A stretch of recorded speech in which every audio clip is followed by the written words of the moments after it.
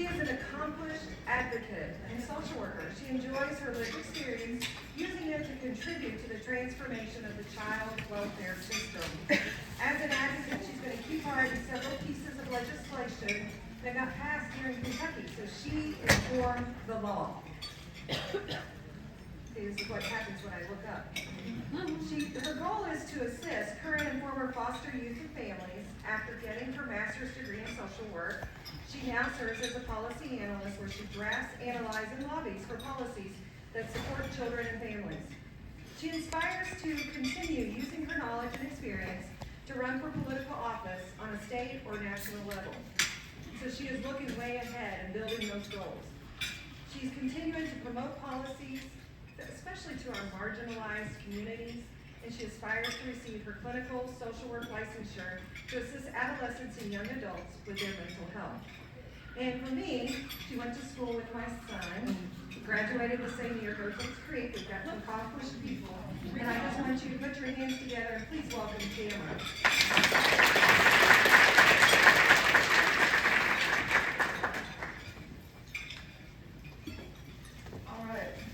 Everybody hear me?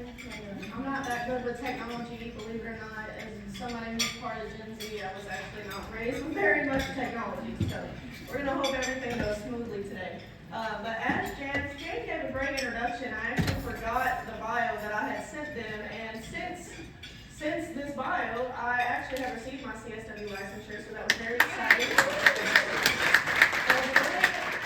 Really big accomplishment for me. I'm not a great test taker, so going in there and sitting for a 4-hour exam was definitely tough and intimidating. But super excited to now have that so I can actually go out and help some kids and sometimes adults with their mental health challenges.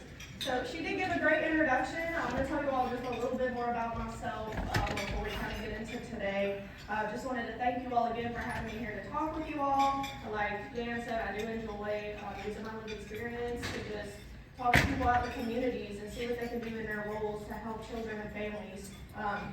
So I also noticed that they had me speaking during lunch, and I didn't know if I could compete with the food that's on your plate, but I know if it was me down there, I know what I'd be choosing, and it would probably be what's sitting in front of me that is going into my stomach. So, but thank you all for having me here. I went back and forth trying to find a title for this presentation, but I really could not think of you can't title lived experience. It just is what it is. It's my story, and I wasn't going to sit up here and be like, Tamara's story. So, I know that you all probably heard through the grapevine because I had to submit some stuff for this, that I was going to be talking about a holistic approach to mental health and well-being, and so I'm going to talk about that a little throughout my story with you all here today. Just that's kind of the goal, is to talk to you all about how to address trauma through like a holistic lens, or what that means for me specifically, and what I want you all to do as an advocate for young people. So I'm excited to share my knowledge and my story with you all here today. I landed on this slide because it just fit today's theme, so you all can look at this pretty little slide here during my introduction. But again, I hope that I can activate you all in whatever role you're playing for kids and families throughout our state.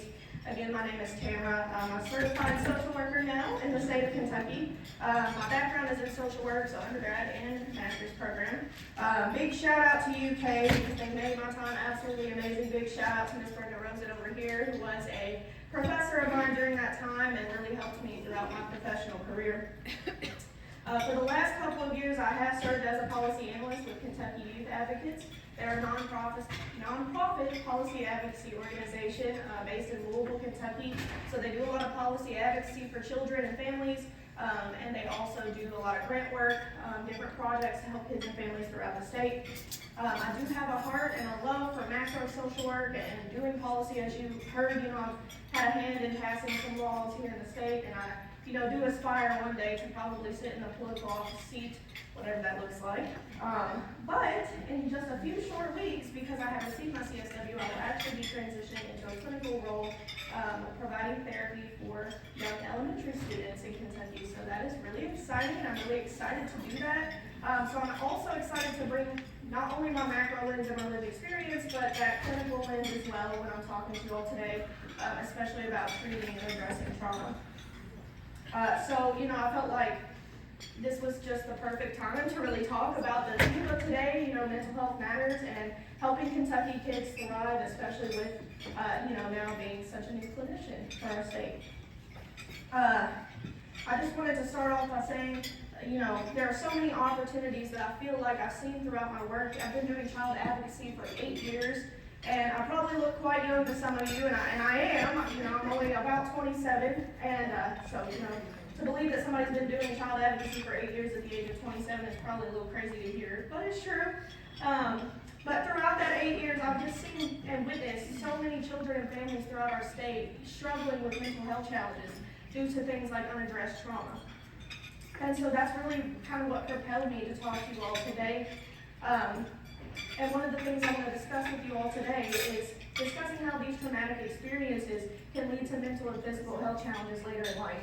And so obviously this is something that's near and dear to my heart, not only as someone who has an education in social work, but also someone who is in the foster care system in the state of Kentucky. So I know, firsthand what it's like to experience traumatic events in your life and how those can affect you later in life. And I say later in life even though I'm only 27, but they affect you for a very long time. So today what I'm hoping to do with you all is talk about the connection between traumatic experiences and mental and physical well-being, specifically focusing on youth and foster care, and share my own personal experience with you all today. I want to be vulnerable with you all today, but I want to be vulnerable in a way that teaches and in a way that inspires. So as I get into my presentation with you all today, I'm going to hone in on one specific area that I think is part of that holistic approach, right, to treating trauma. And this is something that's, from my point of view as a lived expert and as a professional. So, I hope you take the information and it inspires you, like I said. But, if this is not an approach that works for you, y'all take it for what you will. But, so I don't want to give it away as to what that part is. You're probably like, well, trauma is, what part of trauma? There's a lot. So I'm not going to give it away just yet, so we'll get into it. I'm going to do like some housekeeping, if you will. I'm doing my due diligence of giving you all some academic information before I start going into my story, just because I feel like it's important. And I promise that I did not coordinate with the speakers that went ahead of me, but I saw what they were talking about and I was like, wow, my presentation kind of talks about that too. So I just feel like you all are getting a real comprehensive approach today, and I'm really excited about it. So we'll go ahead and get into it. I know that you all heard about ACEs. I know that you heard about positive childhood experiences as well. And I know there's different roles in the room. You've probably heard of this before. You're probably all familiar, if I had to guess. If you're not, you came to the right conference because you're going to be walking away with some much needed information in your pocket today. But if I had to guess, we all know that ACEs or adverse childhood experiences are things, direct acts of trauma, things like physical and emotional abuse, sexual abuse, physical and emotional neglect or nutritional neglect, medical neglect, or household dysfunction, things like mental illness. Did you have an incarcerated parent? Were your parents divorced? Was there a parent out of the home? Did you witness domestic violence and things like that? So these are all direct acts of trauma. And there can be and are other instances of trauma that are not classified as an adverse childhood experience, right, by whoever made that term and decided that they were 10 of them, because there are actually much more. But these are, things like neighborhood violence, drugs in your neighborhood, gang violence, school shootings, and things like that. So for the purpose of today, I highlighted ACEs, and I will talk about ACEs throughout my story. But I want you to keep in mind that there are other instances of trauma that, children and families that you serve might be experiencing as well that are not on that, 10 bulleted checklist that you might have in front of you.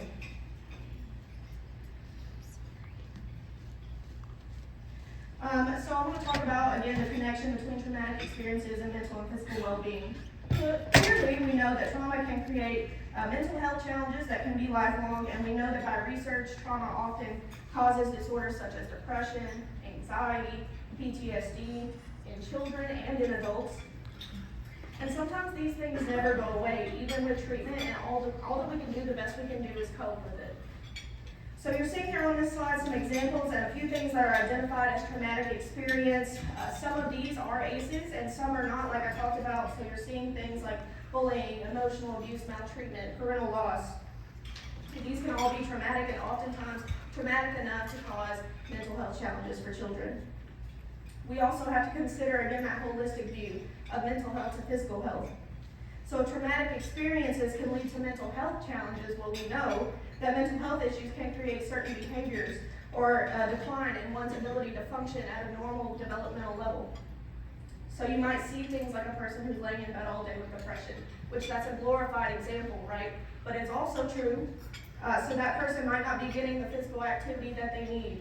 They might fall prey to emotional eating, leading to poor dietary choices and a lack of proper nutrition, which creates, things like obesity and eating disorders. We often see social anxiety, preventing one from getting that physical activity again, or going to the grocery store, going out in public, getting that social connectedness that they need. And these are just a few examples of how mental health challenges can spill over into one's physical health. And these are all stemming from the lasting effects of trauma. We also know that trauma and treating trauma can create stress. And so children that experience just one, but certainly multiple adverse childhood experiences or instances of trauma, they're constantly in a state of stress. Their body's always in fight or flight mode. They have cortisol running through them, and it can lower their immune system responses, especially during a time when children's immune systems are supposed to be developing. Traumatic experiences can directly cause mental and physical health challenges, such as, a lack of parenting, or an absent parent could mean that your physical needs weren't met. Maybe you didn't get taken to the doctor, you weren't given your vitamins, maybe you didn't get given your prescription medication when you were sick, or you didn't even get prescribed anything, period, because you didn't go to the doctor. Maybe you didn't have access to quality providers because you were staying in a low-income neighborhood and you're on Medicaid, which is something that a lot of kids in foster care, they face that because they're automatically on Medicaid when they're in state's custody. So their mental and physical well-being is being put on the back burner compared to their peers with private insurance or present and caring parents.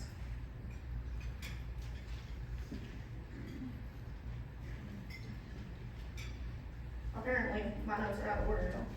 That's all right. So we talked about, ACEs and traumatic experiences, how those have an impact on mental and physical well-being. I just want to point out that children in foster care already have to recover from this. Children in foster care, when they're taken into care, they're often taken into care for things like abuse, neglect, or a trauma-induced behavioral issue that hasn't been addressed, or they don't know how to address yet because they don't know what the diagnosis is. So they're already, when they're in state's custody, have experienced at least one, if not multiple ACEs. At least one, if not multiple instances of trauma. So they already have to recover. We can't prevent it for them. We can try to prevent it further, right, when they're in our custody, but we can't prevent it happening, period, if they're already in state's care. A recent study showed that 51% of our foster children have experienced 4 or more ACEs. 51%. Overrepresented compared to the general population of children with similar experiences of only 13%. That's a huge gap. And just to point out that that's 4 or more ACEs, that's a lot. Children in foster care also have a statistic that says 8 out of 10 of them will have at least 1 or more mental health diagnoses. So you already know that they not only have they experienced trauma, but they also have mental health challenges and needs as well.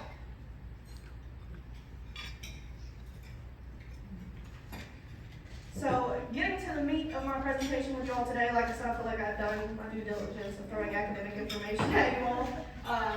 So this is really why I'm here, right? I'm here to do this as lived experience. I want to use my story to just highlight why this is such an important issue for providers throughout the state, no matter what role you play. The photo you're seeing here is a photo of me with my biological father. And for the longest, this was the only childhood photo that I had, and the only photo of my biological dad that I had. When you enter foster care, and when you go through foster care for a long time, you end up losing lots of your belongings, especially photos. So this is a photo that I used for like everything because it was like literally the only one I had for the longest. Now I have some more, thank God. But for many years, this is the only one I have. But I do want to point out, sometimes you hear the success stories of adoption, which are really great for those that, they work out and they found their permanent family and they're very happy. But many kids, even after adoption, are returned to care, especially as teenagers, again, due to those trauma-induced behavioral issues because their trauma hasn't been addressed. Or they turn 18 and they get kicked out of the home because people are no longer receiving a subsidy for them being in their care. So stuff like that happens.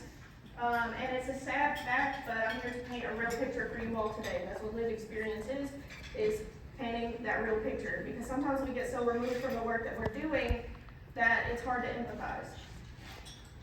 So that's why I'm here.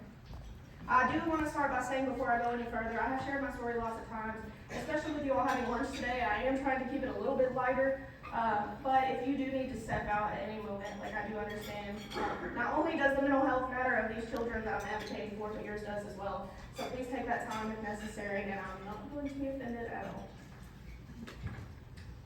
As you can see in the photo, I was a child.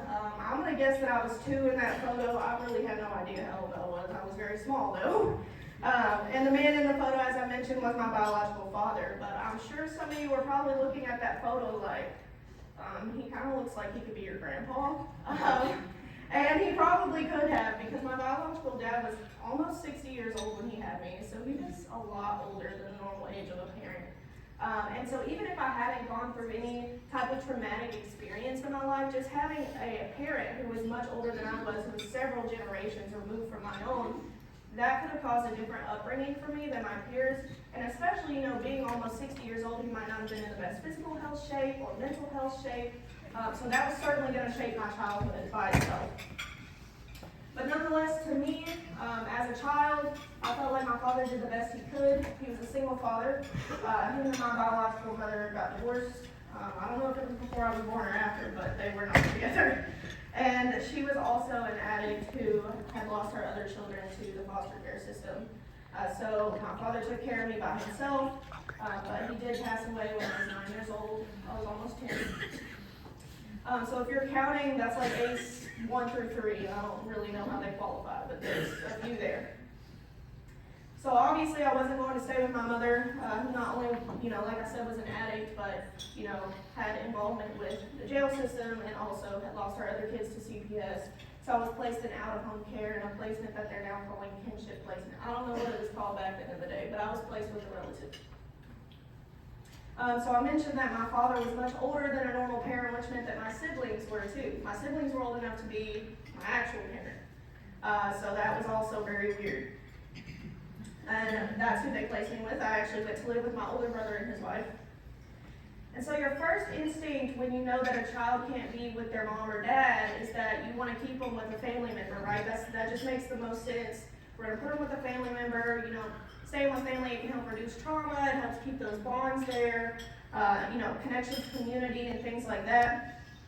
But unfortunately, that was not the case for me, and I don't think that the powers that be during my time actually looked into my situation as a whole person at all.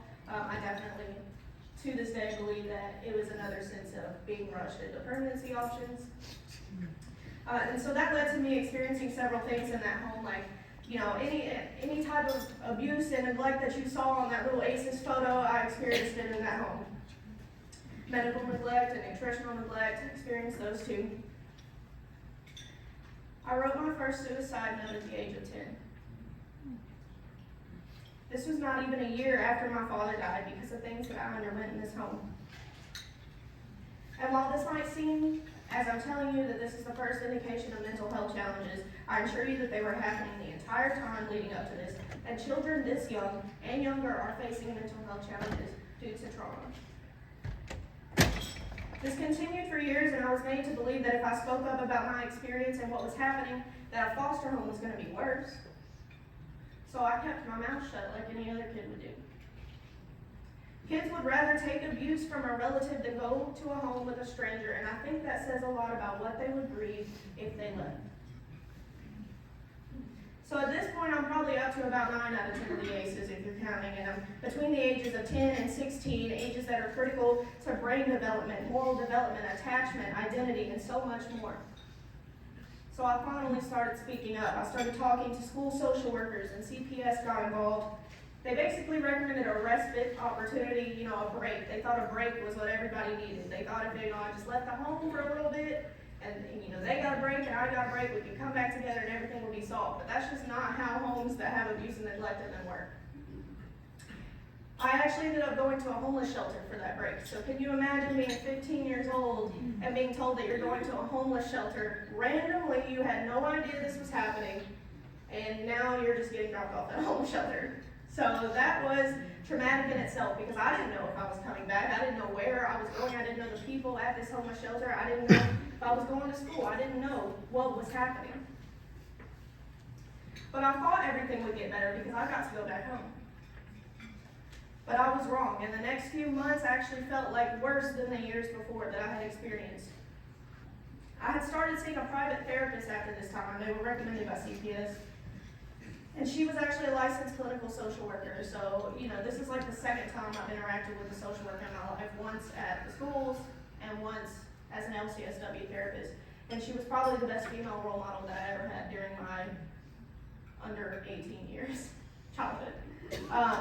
She was the only person that I felt like during that time really was interested in what I needed as a person and my needs as a whole person. She didn't look at me and say, okay, these are people saying the behaviors you have and I'm treating those.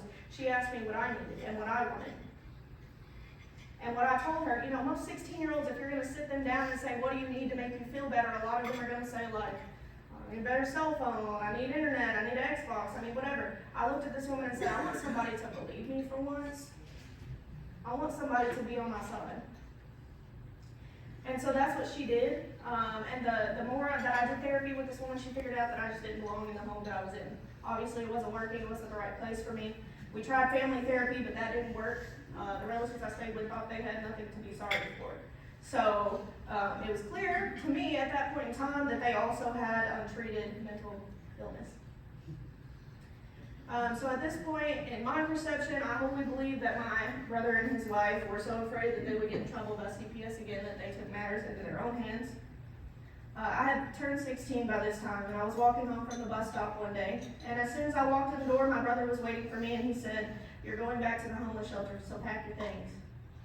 So here I am again, not even a year later, coming home one day, not expecting it, getting told I'm going to a homeless shelter again. So I went to my room and started packing a bag, and I had packed about 3 outfits before I got taken to the homeless shelter. And I spent the entire time at that homeless shelter with 3 outfits. This homeless shelter was a short-term stay type of place, so you can imagine that I didn't know what was going to happen. Like, last time I stayed here for a couple weeks, and I went home. So I thought maybe I was going home. I was just going to be here for a couple weeks, and I was going home. But that was not the case. I was wrong. We got there, and when the staff was doing the intake, they asked when my brother would be picking me up. He looked at the staff, he looked at me, and then he told them, I'm not picking her up. So you can imagine, again, being 16 years old and having a relative literally in front of you and other staff look there and say, I'm not coming back to get her. So what are these kids thinking? It's not just me experiencing this. I'm sure other kids are too. They're hearing somebody say, I don't want this kid anymore. They hear it from bio family, they hear it from foster parents who put in their notices.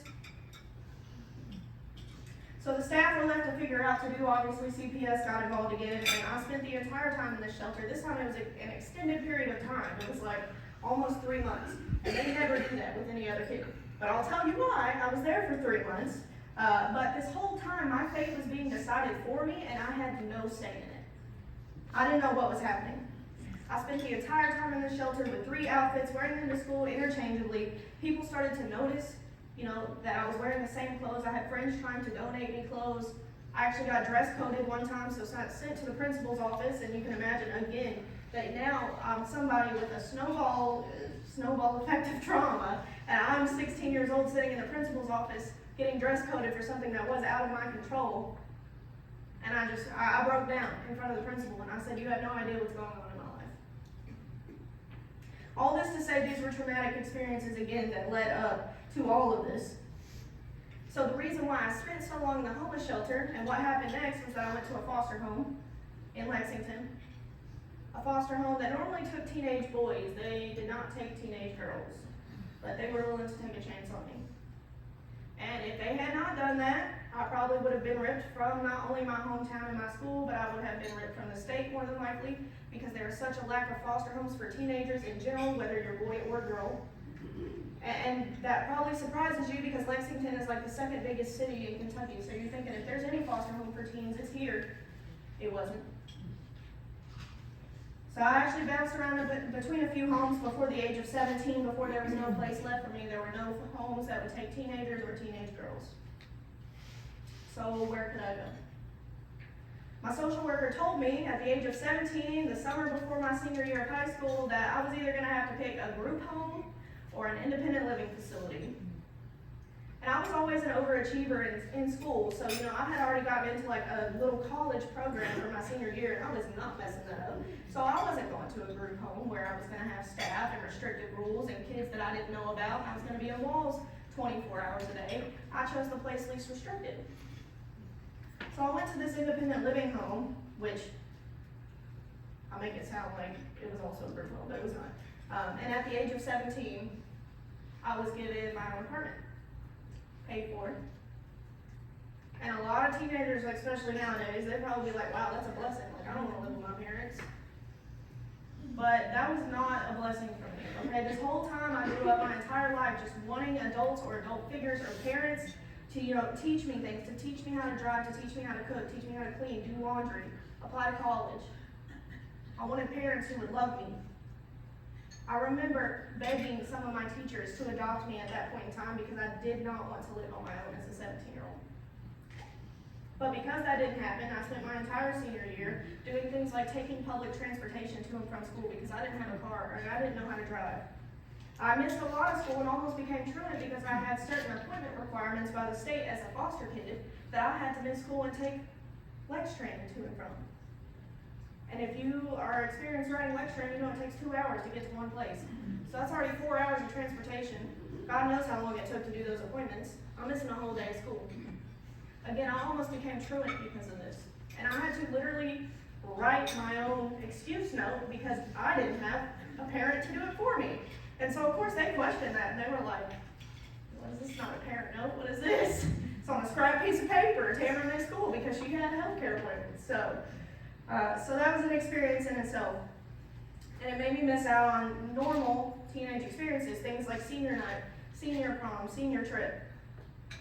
I grieved for these experiences. I grieved for people, for love, for acceptance.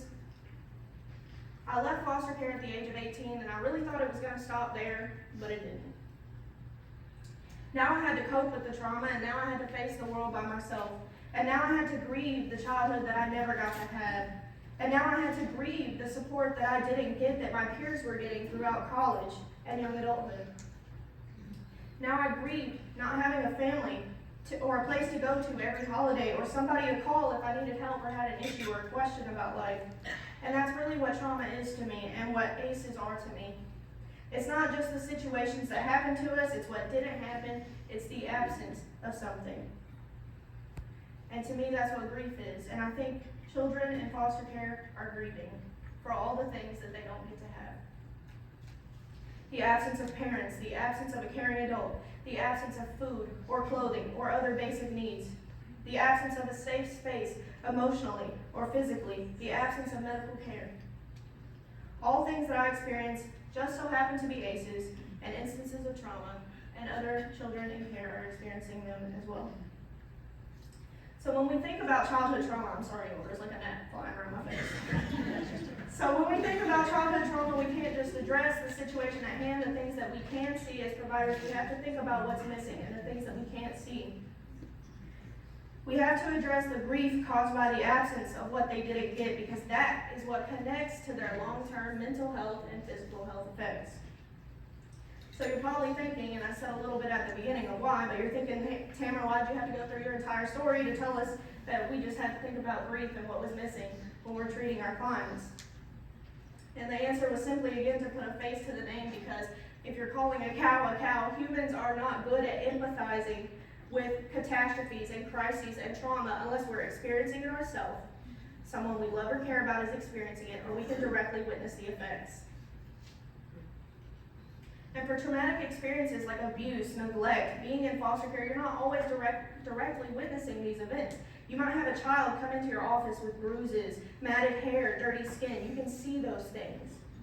But there are so many roles and situations where you're not seeing that, and you're oftentimes not seeing ways that other traumatic experiences have taken effect. When I go to the doctor to be treated for something, they don't see that I'm grieving a childhood that I didn't get, that I'm mourning a loss that I never had. And that's something you can't see, so you have to tell people about it. And I'm privileged that I get to, have a platform where I can be up here and I can share that story with you all, but children don't have that opportunity. So that's why I'm here telling you all about it, so you can give children that platform in whatever role that you have to ask them what is missing. You're talking to them about what they're going through right now, and you're talking to them about the situation at hand, but what's missing? What can you do about what's missing?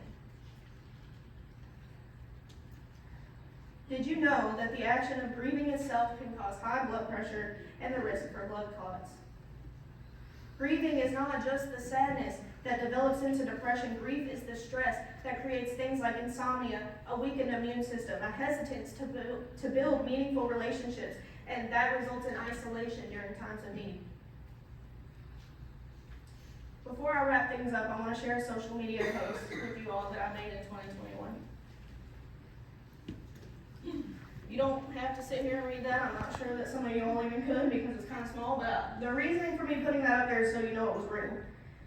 But this post was made in 2021 and I was 24 years old, 6 years removed from my foster care experience.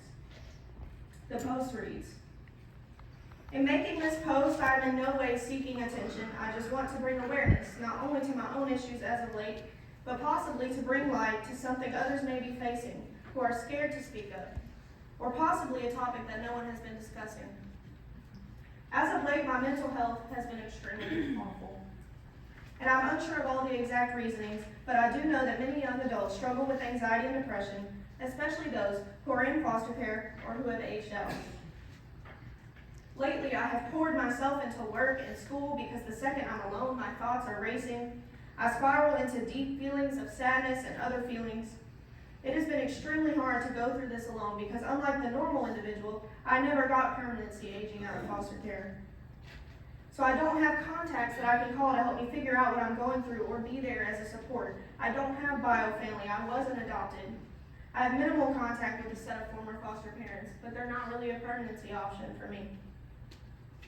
I don't have friends because I lost most of them when I was in foster care due to them not understanding why my circumstances were so different and why I couldn't do things that normal kids could do. It has been extremely difficult to make lasting friendships as a young adult, to create some sort of permanency for myself, because by this age people are normally in other friendships. I spent countless days and nights crying and feeling so deeply sad because I felt so alone. I felt like individuals who thought I could depend on me, I could depend on, weren't there for me. I reach out and no one is there, and I feel as though I've been put on the back burner. I don't have people reaching out to me to check up on me, though I'm the one to always check up on others. I spend days wondering if there is something wrong with me that makes people not want to form a genuine relationship that can last permanently. So please listen when I beg you to stress the importance of healthy, permanent connections for youth in foster care. I do not want others to age out feeling like I have because they have no family or friends or genuine connections or supports.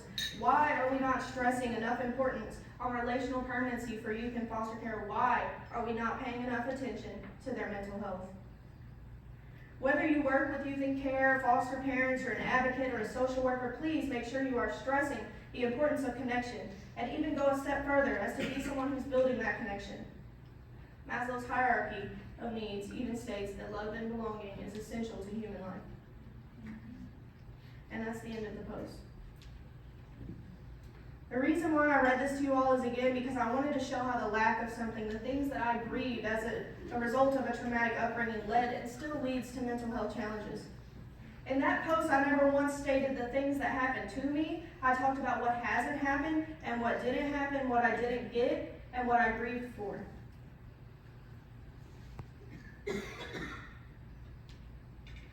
In Kentucky, we have nearly 9,000 children in foster care. That doesn't include numbers we can't track, like, people who are living with relatives, children with relatives that, aren't child-specific foster homes, the unsubstantiated cases of abuse and neglect that aren't documented. It's a pandemic. Our state was #1 for child abuse and neglect for too long, and we know how to address trauma. We know there are ways to address trauma through therapy, therapeutic approaches, and sometimes medication. But the point is, we don't want to do that. Our job as service providers is to help other individuals. If we helped everyone in the way we were opposed to we would be out of a job, truthfully, because at some point everyone would be better. But we oftentimes don't like the idea of going upstream to prevent problems. We wait until the problem already exists, and then we come up with a solution for it. If you wanted to prevent heart disease, you wouldn't wait until you were at risk. You would start having a heart-healthy diet now. You would start exercising now, so why are we waiting? How can we really prevent trauma and grief for Kentucky's kids?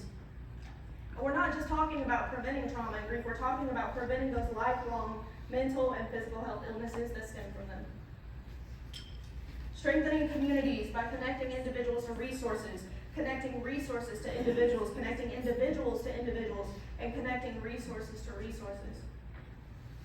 Strengthening communities allows for strong children, and strong children become strong adults who contribute to society. We don't have to wait to start until a child is born or when they turn a certain age or when they're already experiencing something. We can start in utero with things like maternal health care, mental and physical care for pregnant people, addressing postpartum depression, connecting mothers to resources, treating substance use disorders so that babies aren't born addicted to substances that might go into foster care, treating history. If we know a mother or father has an experience with foster care, we can start prepping them on healthy homes so that they don't fall prey to generational foster care. These are things we can do as preventative strategies so a child doesn't grieve a safe space physically or emotionally, so a child doesn't grieve a parental connection that they didn't get to have, so children don't end up in foster care and grieve happy and thriving childhoods that they didn't get to have, and so those children don't grow into adults who have a higher likelihood of physical and mental health issues. My challenge to you all today is I want you to think about what you can do in your role to take an upstream approach in order to prevent traumatic experiences, prevent grieving, prevent the likelihood of mental and physical illness in children and adults. So often we get stuck under this umbrella that everything is such a big idea, a big issue, so it's going to take all these people, it's going to take a team, it's going to take these agencies with so much power and expertise to help fix the issue, and we just can't do anything about it. We can't, as one person, we're one person, we can't do anything about it. It's true, it does take a village, but individuals collectively make up the village. So that means it's my responsibility, it's your responsibility, it's their responsibility. So what are you doing about it? Are you an advocate? Are you an educator? What is your role in serving kids and families? I'm sure you all have heard the saying, all it takes is one caring adult to change a child's life. And I realize that asking you to prevent these things, such as trauma and grief, are such large tasks. And as one person, you can't prevent it all. But as one person, you are a good place to start. Thank you.